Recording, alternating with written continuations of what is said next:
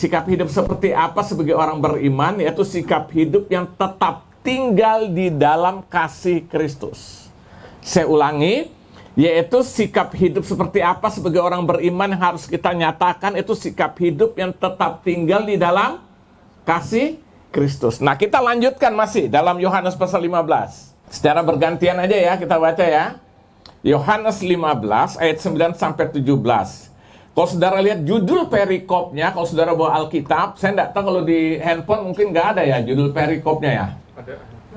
Tapi kalau dalam Alkitab, judul perikopnya jelas, perintah supaya saling mengasihi. Perintah ini harus ditaati atau enggak? Ya. Berarti kalau kita tidak mentaati, kita pembangkang. Itu aja. Nah, perhatikan ayat 9.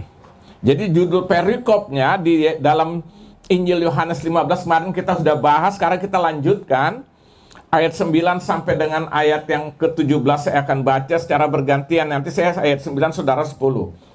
Seperti Bapa telah mengasihi aku, ini kata siapa? Tuhan Yesus. Demikianlah juga aku telah mengasihi kamu. Tinggallah di dalam kasihku itu ya, ayat 10, 3, 4. Kalau kamu menuruti perintahku, kamu akan tinggal di dalam kasihku. Seperti aku menuruti perintah Bapakku. Kasih. Nah, jadi kita disebut tinggal di dalam kasih Tuhan waktu kita ngapain? Menurut perintah. Jadi yang tidak menurut perintah, disuruh mengasihi tapi tidak mengasihi, tapi benci, dendam, nggak suka dengan yang lain, itu menentang nggak? Ya, menentang Tuhan. Ya berarti kita sedang aja berperkara, aja berkelahi dengan Tuhan, itu bahasa gampang ya kan? Coba-coba aja lah. Ayat 11. Semuanya itu kukatakan kepadamu supaya sukacitaku ada di dalam kamu dan sukacitamu menjadi penuh. Ayat 12. Inilah perintahku, yaitu supaya kamu saling mengasihi, seperti aku telah mengasihi kamu. Ayat 13. Tidak ada kasih yang lebih besar daripada kasih seorang yang berikan nyawanya untuk sahabat-sahabatnya. Kamu adalah sahabatku kalau kamu berbuat apa yang kuperintahkan kepadamu. Ayat 15. Aku tidak menyebut kamu lagi hamba, sebab hamba tidak tahu apa yang diperbuat oleh tuannya. Tapi aku menyebut kamu sahabat, karena aku telah memberitahukan kepada kamu segala sesuatu yang telah ku dengar dari Bapakku. Bukan kami yang dari aku, tetapi aku telah memilih kamu, dan aku telah menetapkan kamu supaya kamu pergi dan menghasilkan buah, dan buahmu itu tetap, supaya apa yang kamu minta pada Bapa dalam namaku diberikannya kepadamu. Udah gajian belum? Belum. Sudah. Soalnya bacanya sudah lemas begitu. Ayat berapa sekarang? 17 terakhir. Inilah perintahku kepadamu, kasihilah seorang akan yang lain. Jadi saudara, hari ini kita akan membahas satu tema, yaitu sikap hidup yang tetap tinggal di dalam kasih Kristus. Artinya orang beriman, dia harus menunjukkan sikap hidupnya sebagai orang beriman itu apa? Tetap tinggal di dalam kasih Kristus. Nah begini saudara, saya mau katakan antara iman, kasih dan pengharapan, saudara ya, jadi antara iman, kasih dan pengharapan itu sesuatu yang tidak bisa dipisah-pisahkan, bahkan tidak boleh dipisahkan. Artinya apa? Kalau ketiga hal ini kita pisahkan, ini namanya cacat atau abnormal. Jadi kita bilang kita punya iman, tapi kita tidak hidup dalam kasih, tidak memiliki kasih, bahkan kita juga hidup tanpa pengharapan. Saya mau katakan, maka kita menjadi orang yang beriman tapi cacat secara rohani. Saya sering beri nama itu abnormal. Jadi kalau kita sudah beriman, ya kita harus nyatakan kasih. Saya beri contoh, saudara percaya Yesus enggak? Yesus yang bagaimana? Kalau saudara tadi perhatikan, Yesus yang mengasihi saudara dan saya.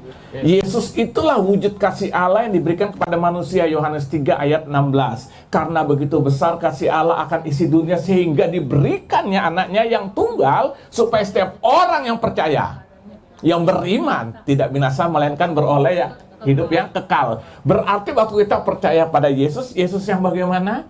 Yesus adalah kasih adanya. Nah, waktu saya terima, berarti saya percaya kepada Yesus yang adalah kasih hidup dalamku. Berarti harus ada kasih nggak? Ya. Jadi antara iman, kasih, dan pengharapan itu hal yang tidak boleh terpisah dan tidak bisa terpisah. Kalau itu terpisah, ini yang saya beri nama cacat atau abnormal secara rohani.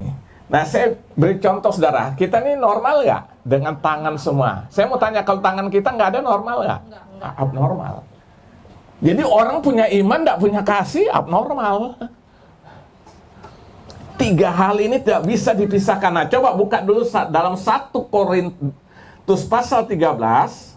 1 Korintus pasal 13, saya akan baca, perhatikan dari ayat 8 sampai dengan ayat yang ke-13. Ya, kita bandingkan dulu di sini. Jadi saudara lihat, antara iman, kasih, dan pengharapan itu sesuatu yang tidak bisa dipisahkan. Jadi saya tidak percaya kalau kita bilang kita beriman kepada Yesus tapi kita tidak hidup dalam kasih. Omong kosong. Itu tidak bisa dipisah-pisah. Coba perhatikan 1 Korintus 13 ayat 8 sampai 13. Kasih tidak apa? Berkesudahan. Nubuat akan berakhir, bahasa roh akan berhenti, pengetahuan akan lenyap. Sebab pengetahuan kita tidak lengkap dan nubuat kita tidak sempurna. Tapi jika yang sempurna tiba, siapa itu yang sempurna tiba? Yesus. Maka yang tidak sempurna itu akan lenyap. Ketika aku kanak-kanak, aku berkata seperti kanak-kanak. Aku merasa seperti kanak-kanak, aku berpikir seperti kanak-kanak. Sekarang sesudah aku menjadi dewasa, aku meninggalkan sifat kanak-kanak itu. Ayat 12. Karena sekarang kita melihat dalam cermin suatu gambaran yang samar-samar, tetapi nanti kita akan melihat muka dengan muka. Itu siapa? Ya. Sekarang aku hanya mengenal dengan tidak sempurna, tetapi nanti aku akan mengenal dengan sempurna seperti aku sendiri dikenal. Lalu perhatikan ayat 13. Demikianlah tinggal ketiga hal ini, yaitu iman, pengharapan, dan kasih. Dan yang terbesar diantaranya ialah kasih. Jadi ini tidak bisa dipisah. Makanya Yesus bilang, kalau aku datang masihkah ku jumpai iman di bumi ini. Berarti kita harus punya iman, kita harus hidup dalam kasih, dan otomatis karena kita beriman, kita pasti punya pengharapan. Ibrani 11 ayat yang pertama. Iman dasar dari segala sesuatu yang kita harapkan. Jadi saya mau katakan saudara, ketiga hal ini tidak bisa dipisahkan. Artinya saya tidak bisa berkata saya beriman kalau saya tidak hidup. Saya tidak bisa memancarkan kasih itu melalui kehidupan saya. Saya bilang saya percaya Yesus, tapi saya tidak bisa memancarkan bukti percaya saya melalui kasih yang saya nyatakan dalam kehidupan saya. Ini disebut dengan omong. Berarti kita bilang percaya tapi masih benci orang, kita beriman nggak? Omong kosong. Saudara mau terima atau enggak ada urusan buat saya. Yang penting saya nyampaikan ini kebenaran firman loh. Jadi orang beriman, orang harus hidup di dalam kasih. Jadi waktu saya berkata saya beriman, tapi saya tidak memancarkan kasih sebagai orang beriman, maka saya disebut dengan omong kosong. Makanya perhatikan ayat ke-9 saudara. Pasal yang ke-15. Perhatikan ayat 9. Nah, di sini dikatakan, seperti Bapa telah apa? Mengasihi aku, kata Tuhan Yesus, demikianlah juga aku telah mengasihi kamu. Lalu perhatikan selanjutnya, tinggallah di dalam kasihku itu. Dia bilang sebagaimana Bapa mengasihi aku, sekarang aku juga mengasihi kamu. Lalu dia tidak stop sampai situ. Tuhan Yesus bilang tinggallah di dalam kasihku. Nah, kata tinggal kemarin saya sudah singgung. Itu dipakai kata apa? Meno. Meno itu berartinya tetap tinggal. Artinya tetap tinggal, artinya apa? Tidak bergeser, tidak bergerak daripada kasih tersebut. Itu yang namanya tetap tinggal. Saudara kalau cuma mampir itu tetap nggak? Naik pesawat cuma transit, enggak. Tapi kalau itu sampai itu tempat kita tinggal. Nah, di sini Yesus bilang, seperti Bapa telah mengasihi aku, demikianlah juga aku telah mengasihi kamu. Tinggallah di dalam kasihku itu. Artinya di sini saudara lihat ya. Jadi yang namanya tetap tinggal, itu disebut dengan meno. Jadi di sini tinggal dalam artian tetap tinggal, garis bawahi tetap nih. Arti tetap itu berarti tidak bergerak, tidak bergeser dari kasih. Jadi orang yang beriman tidak bergeser dari kasihnya kepada Allah. Amin. Melalui siapa? Melalui Yesus. Nah, makanya hukum yang terutama dalam Alkitab, kasihilah Tuhan Allahmu dengan segenap hatimu, jiwamu, kekuatanmu, akal budimu. Lalu perhatikan ayat itu. Dan hukum yang kedua yang sama dengan. Jadi identik dengan kasih yang pertama itu kepada Allah. Kasihilah sesamamu manusia. Jadi mungkin nggak saya mengasihi Allah yang saya tidak lihat, yang kita lihat aja kita nggak bisa. Logikanya bisa nggak? Nggak mungkin. Tapi kalau saya balik, seandainya Allah yang tidak saya lihat, saya sungguh-sungguh kasih dia, berarti sesama pasti nggak? Pasti. Ya, jadi jangan dibalik-balik ya. Nah, jadi saudara lihat antara iman, kasih, pengharapan itu satu kesatuan yang tidak bisa dipisah-pisahkan. Makanya saya sampai hari ini tidak percaya, kita bilang kita percaya Yesus sungguh-sungguh, tapi kita bisa saling benci satu dengan yang lain. Saya tidak percaya sampai hari ini. Nah, sekarang kita akan masuk pembahasan kita. Yang pertama, apa yang membuktikan kalau kita masih tinggal di dalam kasih itu sebagai orang beriman? Yang membuktikannya kalau kita masih tinggal dalam kasih itu sebagai orang beriman, apa buktinya? Perhatikan ayat 10 di dalam Yohanes 15. Jikalau kamu menuruti perintahku, kamu akan tinggal apa? Di dalam kasihku seperti aku menuruti perintah Bapakku dan tinggal dalam kasih. Jadi yang pertama, bukti yang pertama, apa yang dibuktiin kalau kita benar-benar masih tinggal dalam kasih itu, dalam kasih Tuhan sebagai orang yang percaya Yesus, yang pertama hidup menurut perintah Tuhan, hidup menurut seluruh perintah Tuhan. Perintah Tuhan artinya kita sedang berbicara, kita akan hidup menurut seluruh apa? Firman Tuhan. Ini tidak bisa ditawar-tawar. Jadi waktu saya berkata saya mengasihi Tuhan dan saya sungguh-sungguh mengasihi dia sebagai orang beriman, maka buktinya saya akan menuruti seluruh perintah Tuhan firman Allah ini. Itu buktinya saudara ya. Jadi sebagai bukti, jadi waktu saya mengikuti firman Tuhan, ini saya sedang membuktikan bahwa saya sungguh-sungguh mengasihi Tuhan. Amin. Jadi kalau saya tidak menuruti, mengasihi enggak? Yesus pernah bilang, kalau engkau mengasihi aku, engkau akan turut seluruh segala perintahku. Jadi orang yang mengasihi Tuhan sebagai dia orang yang beriman kepada Tuhan, maka dia akan menuruti seluruh apa? Perintah-perintah Tuhan. Apa perintah Tuhan? Itulah firman Tuhan ini. Nah, saya beri contoh begini. Menyakiti orang lain itu bertentangan nggak dengan firman Allah? Menyakiti orang lain bertentangan. Berarti waktu saya lakukan itu, saya turut firman nggak? Yang lain lagi, contoh apa? Saya tidak bisa mengampuni orang lain yang bersalah kepada saya. Bertentangan dengan firman nggak? Bertentangan. Apalagi? Tidak berbuat baik. Dosa tidak? Nah, coba saya ingin saudara buka ini. Kadang-kadang kita pikir kita tahu sesuatu yang baik, kita tidak lakukan, itu tidak berdosa lah. Coba buka dalam Yakobus. Yakobus pasal 4 ayat yang 17. Yakobus 4 ayat 17. Situ dikatakan, jadi jika seorang tahu bagaimana ia harus berbuat baik, tapi ia tidak melakukannya, ia berdosa.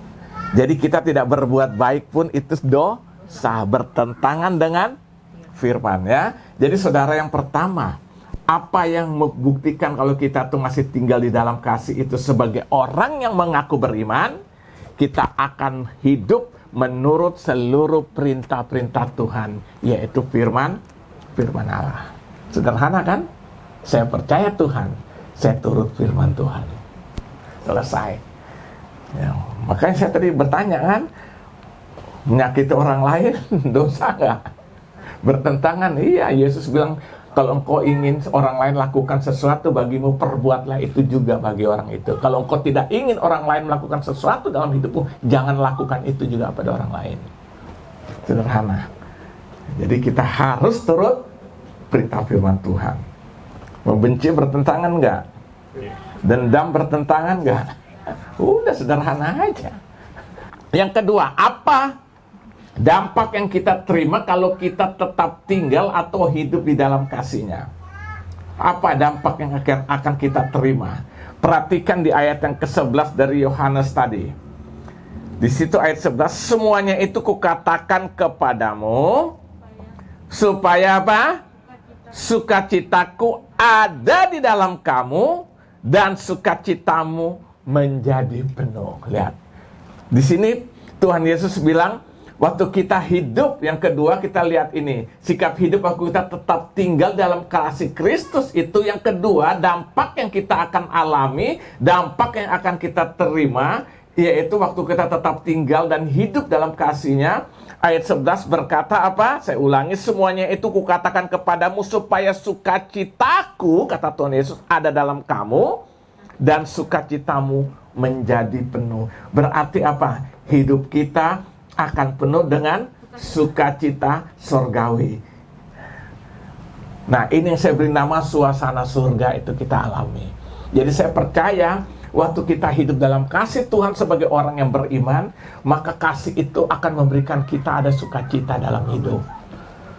Orang yang hidup dalam kasih, dia akan menikmati sukacita. Bahkan di sini katakan sukacita Tuhan itu penuh dalam hati kita. Ini yang disebut dengan apa? Suasana surga. Pemazmur bilang sungguh alangkah baiknya, sungguh alangkah indahnya, ya kan? Bila kita saudara bersaudara duduk saling bersama-sama, saling mengasihi, di sanalah Tuhan akan memerintahkan berkat-berkatnya akan dicurahkan. Amin.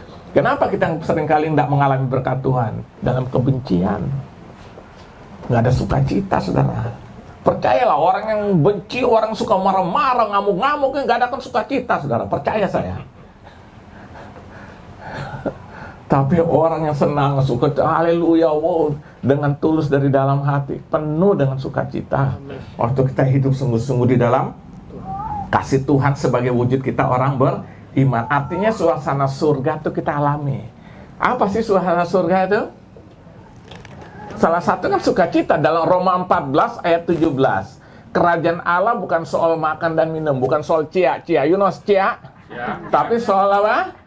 Kebenaran, damai sejahtera, dan sukacita oleh Roh Kudus. Lihat, bayang kalau kita menikmati hidup dalam sukacita Tuhan, itu ada dalam kasih Tuhan sebagai orang beriman, ada sukacita meluap dari kehidupan kita.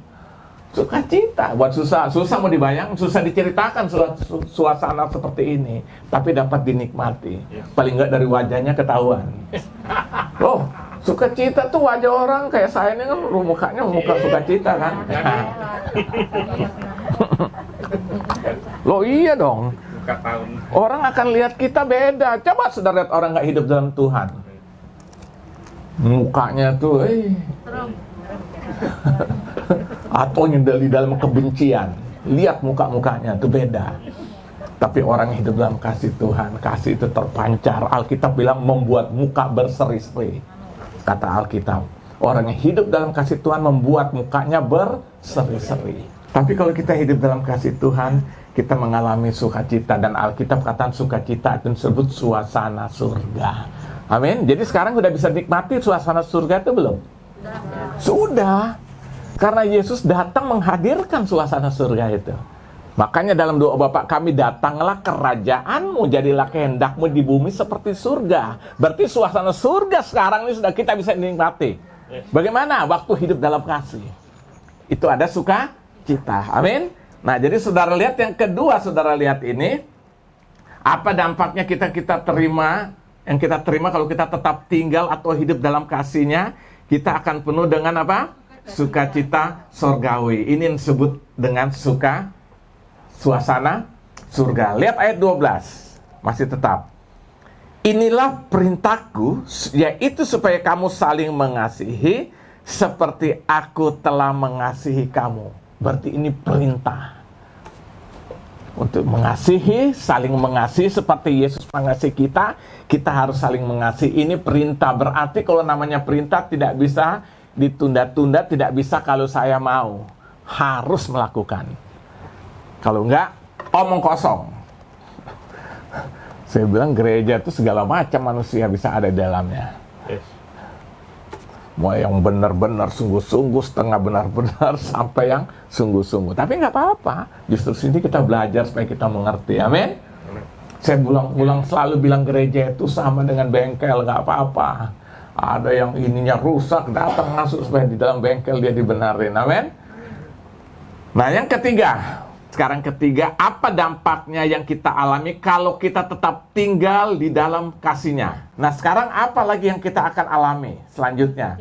Nah, saudara lihat ayat 13 sampai ayat 17. Perhatikan ayat 13 sampai ayat 17.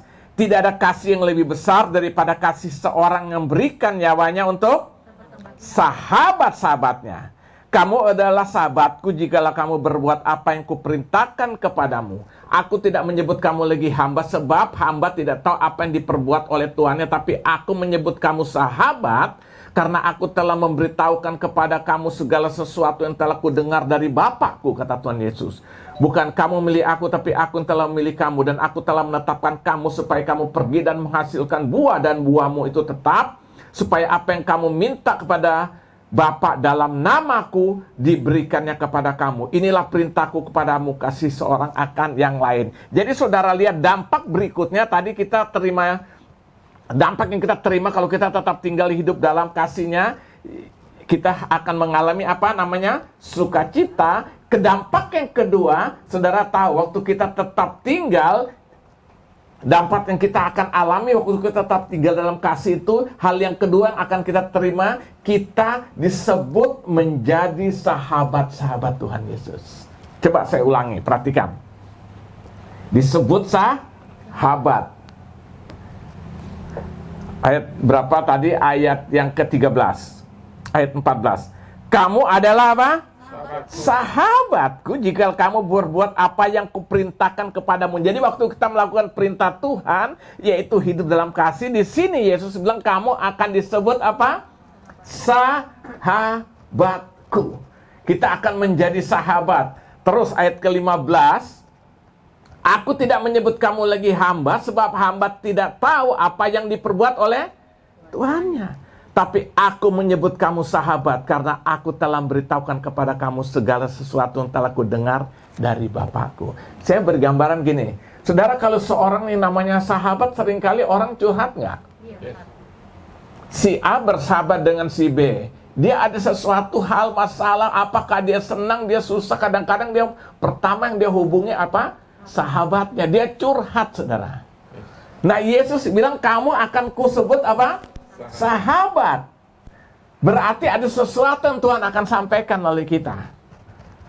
Makanya saya mau katakan, saudara, kalau kita sudah menjadi sahabat, saudara tahu apa yang terjadi? Kita akan mengalami yang kepekaan terhadap suara Tuhan. Karena apa tadi kan? Yesus bilang hamba enggak dia beritahu sesuatu, tapi sahabat dia beri apa? Dia beritahukan segala sesuatu. Aku tidak menyebut kamu lagi hamba, sebab hamba tidak tahu apa yang diperbuat oleh tuannya. Tapi aku menyebut kamu sahabat, karena aku telah memberitahukan kepada kamu segala sesuatu yang telah kudengar dari Bapa. Berarti waktu kita menjadi sahabat Tuhan Yesus, banyak hal yang Tuhan Yesus akan katakan bagi kita. Kenapa? Karena kita disebut sahabat. Nah, ini berbicara kepekaan. Waktu kita terus hidup dalam kasih Tuhan, kita taat, lalu kita akhirnya diangkat menjadi sahabat oleh Tuhan. Di situ kita akan mengalami kepekaan-kepekaan Tuhan. Siapa yang percaya Tuhan masih berbicara sampai hari ini? Ada 14 cara Tuhan berbicara. Saya ada satu buku menceritakan. Nah, di antaranya ya Tuhan bicara lewat firman Tuhan ini. Bisa nggak secara audible? Bisa, tapi itu tidak mutlak. Kalau mutlak bahaya, kita paksa-paksa akhirnya kita sesat. Tapi bisa terjadi. Ada 14 cara Tuhan berbicara dalam satu buku saya baca. Nah, yang pasti Tuhan berbicara lewat apa?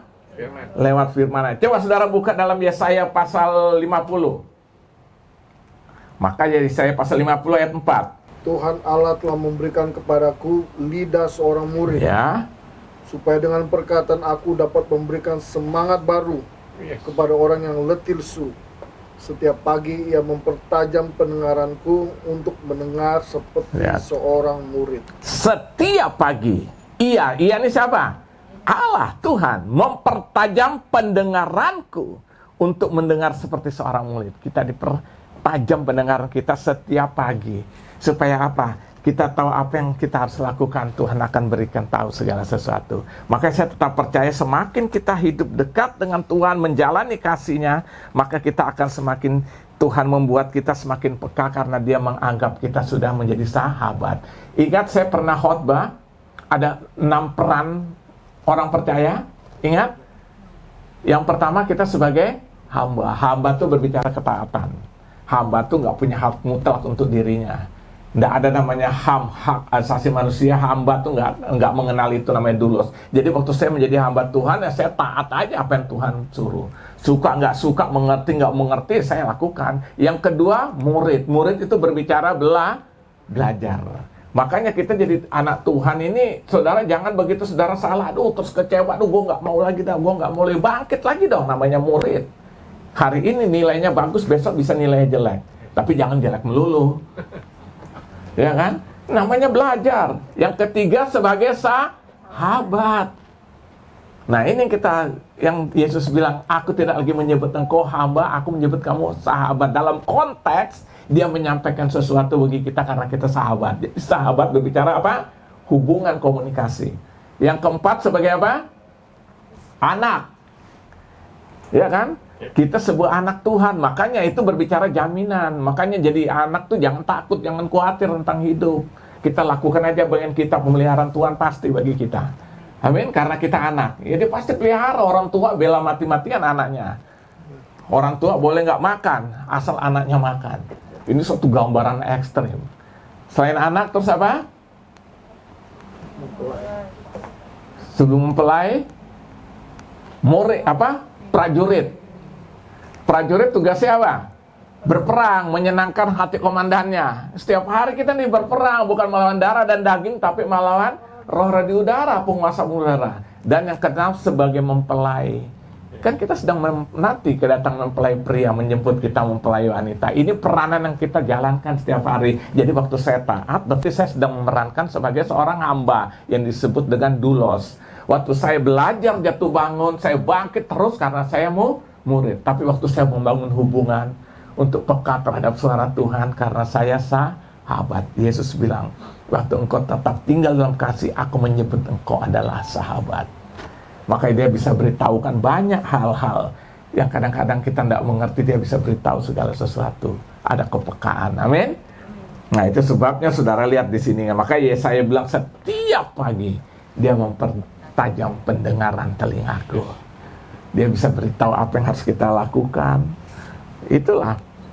Ada orang pikir emang benar ya Tuhan bisa bicara ya. Saya heran kalau orang bertanya gitu. Tapi kebicara tentang setan percaya banget loh.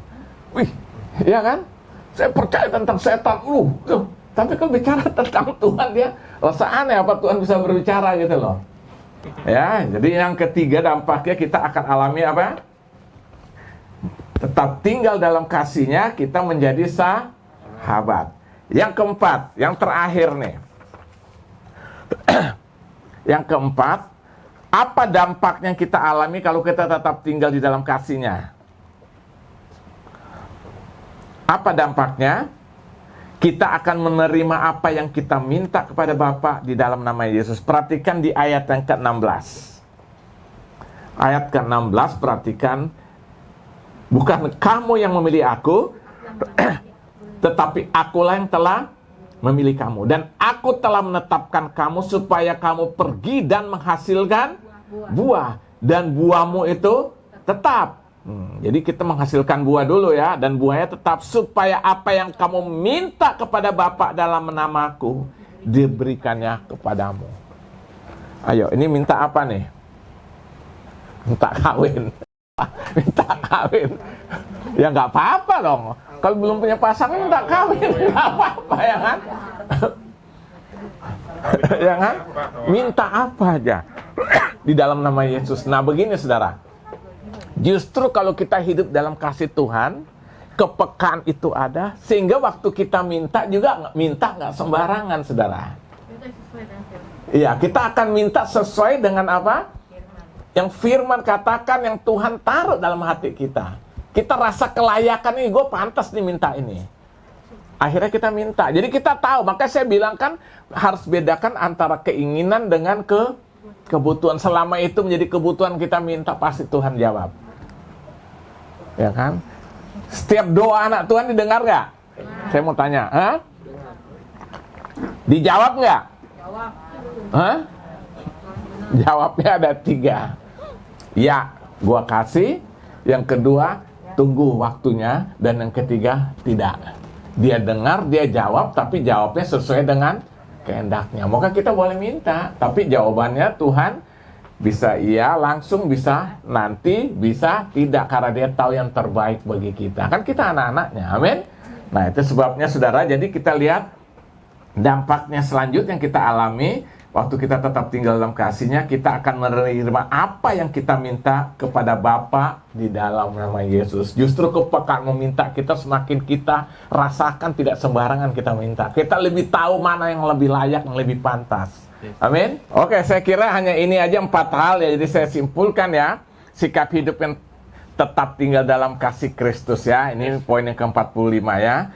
Apa yang membuktikan kita masih tinggal dalam kasih itu? Sebagai orang yang beriman, kita hidup hanya menurut firman. Jadi waktu saya tinggal sebagai orang beriman, lalu saya hidup sungguh-sungguh pada Tuhan, maka saya akan tetap menurut perintah Tuhan, karena saya mengasihi Dia. Yang kedua, yang dampaknya akan kita terima, kita tetap hidup di dalam kasih-Nya, ya kan? Hidup kita akan penuh dengan sukacita surgawi. Ini suasana surga kita alami. Dampak selanjutnya, kita akan disebut menjadi sahabat Tuhan.